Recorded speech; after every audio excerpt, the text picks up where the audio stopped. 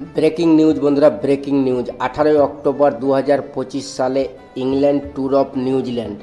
এটা আমার নতুনভাবে কিছু বলার নেই, আপনারা সবাই জানেন কি ইংল্যান্ড যাবে নিউজিল্যান্ডে T20 ক্রিকেট খেলতে। তো যাই হোক বন্ধুরা, দুটোই টিম কিন্তু ভালো স্ট্রং। ইংল্যান্ড আমরা সবাই জানি ভালো স্ট্রং, T20 ফরম্যাটে ভালো খেলে। নিউজিল্যান্ডও কিন্তু ওদের দেশে, এমনকি নিজের দেশে এরাও কিন্তু ভালো ক্রিকেট খেলে, আর এদের মধ্যে বেশি তফাৎ নেই বন্ধুরা। ইংল্যান্ড যেমন প্রচুর শক্তিশালী টিম, ঠিক তেমনই ইংল্যান্ডের বিপরীত নিউজিল্যান্ড টিমও অনেক শক্তিশালী, কেননা ওরা ওদের মাঠে ভালো ক্রিকেট খেলে। তো টাইম ওয়েস্ট না করে জেনে নিই, চ্যানেলটাকে সাবস্ক্রাইব করো, ফলো করো, লাইক করো। তো সর্বপ্রথম এই খেলাটা হবে নিউজিল্যান্ডে হ্যাগলি গ্রাউন্ডে। তো চলো বন্ধুরা, আমরা ইংল্যান্ডের একাদশটাকে জেনে নিই যে 11 জন প্লেয়ার প্রথম T20 জন্য সিলেক্ট হয়েছে। সর্বপ্রথম নাম আসছে জস বাটলার। জস বাটলার একজন ভালো মনের প্লেয়ার, তার সঙ্গে থাকবে ফিলিপ শাল, দুজনেই একদম তুফানি ওপেনার। তারপরে থাকবে জর্ডন কস, তিনিও ভালো মানের একজন ব্যাটসম্যান, 3 নম্বরে ভালো খেলে। তারপরে থাকবে হ্যারি বোরক, ইংল্যান্ডের ভালো ক্যাপ্টেন, যেটা এখন রিসেন্ট। তারপরে থাকবে জেকাব ব্যাথেল, আরসিবি থেকে খেললে ভালো অলরাউন্ডার। তারপরে থাকবে সাম করন, সাম করনও ভালো মানের অলরাউন্ডার।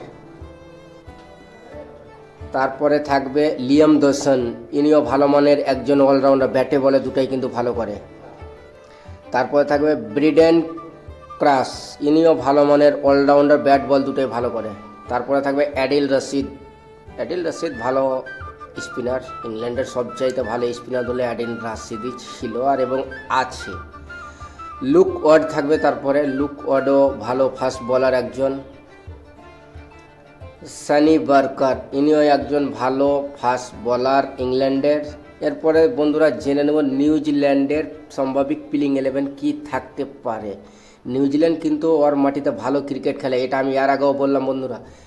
তো প্রথম থাকবে টেম সাফার্ড, উইকেট কিপার ব্যাটসম্যান, ওপেনিংয়ে ভালো একদম ঝাড়ি ব্যাটসম্যান, খুব ভালো ভালো লম্বা লম্বা ছয় মারতে পারে। ওর সঙ্গে দেখা যাবে ডেভিন কনবে, ডেভিন কনবে একজন ভালো মানের ওপেনার, 2025 সালে খুব একটা ভালো খেলেনি।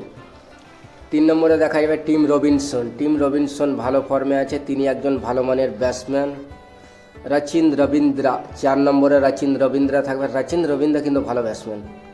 ডেরি মিছিল ওদের ভালো অলরাউন্ডার, ব্যাটিংয়ে ভালো করে, একদম ভালো করে। এরপরে ভালো অলরাউন্ডার থাকবে মাইকেল বরকাল, বরকেলের পরে দেখা যাবে জেকাব, যিনি ভালো অলরাউন্ডার, একদম ভালো ব্যাটসম্যানই ধরেন, তিনি একদম বড় বড় শট আছে, নিউজিল্যান্ডের ডোমেস্টিক ক্রিকেটে ভালো খেলেছে।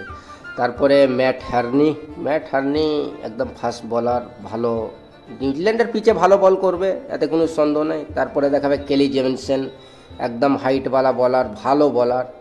তারপরে দেখা যাবে জেকাব দ্যাফি, ইনিও ভালো মানের